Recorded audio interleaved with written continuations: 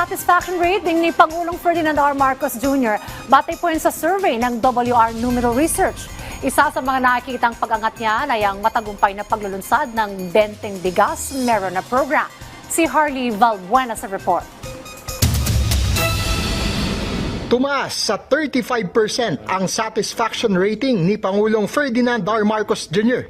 batay sa survey ng WR Numero Research mula July 29 hanggang August 6, 2025.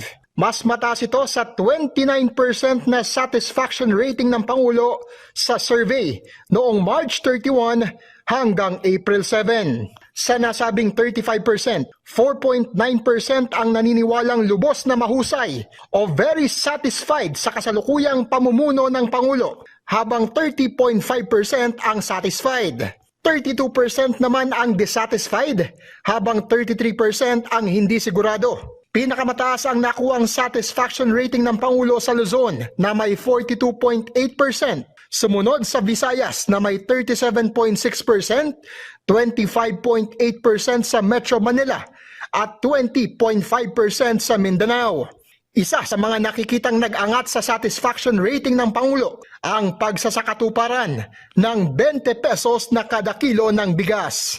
If you look at the numbers, if you look at where he actually improves in terms of performance assessment, it's mostly concentrated in Visayas. We know that the 20 peso rice initiative was piloted in Cebu and other parts of the Visayas region, so that might have contributed. Samantala, naitala naman sa 47% ang satisfaction rating ni Vice President Sara Duterte na mas mababa sa nakuha niyang 50% satisfaction rating sa March to April survey.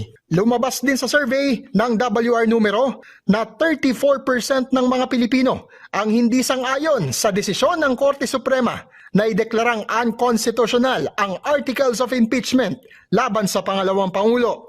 There is a higher degree of disagreement when it comes to the Supreme Court decision, which is 34% versus 26%. More people actually favor having the impeachment trial. Sa kabila naman ito, mataas pa rin ang nakuhang satisfaction rating ng Korte Suprema na umakyat sa 58% mula sa 49%. Bagyaring umangat ang satisfaction rating ng Senado sa 49% mula sa dating 44%, habang nasa 44% naman ang satisfaction rating ng Kamara mula sa dating 48%. Harley Valbuena para sa Pambansang TV sa Bagong Pilipinas.